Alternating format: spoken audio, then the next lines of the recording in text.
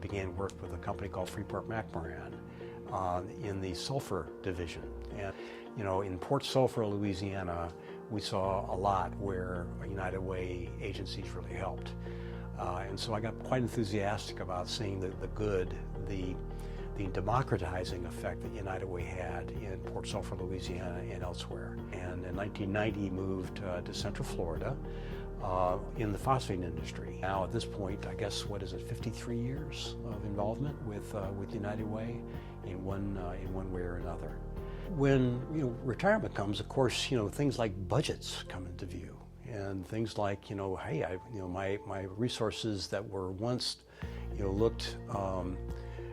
looked very bright, still look bright, but maybe not infinite. So things like budgets come into view, quite naturally.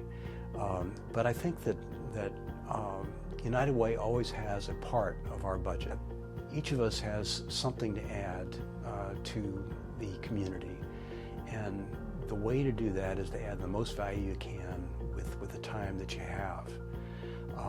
And that's one of the reasons that I guess I enjoy a continued involvement with United Way. It's tempting to say, okay, we need to build a budget right now, and now I'm retired, and now I need to do something else, and I have some desires for travel, I have some desires to do other things, I want to help my kids with weddings, with new houses, with renovations, with this, that, and the other.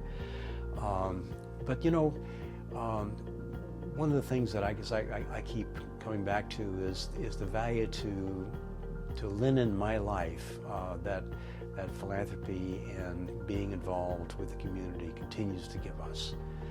It's truly a value-added part of our lives, and that's one of the things that kept me involved in United Way and keeps me involved today. And it's a pleasure to be involved.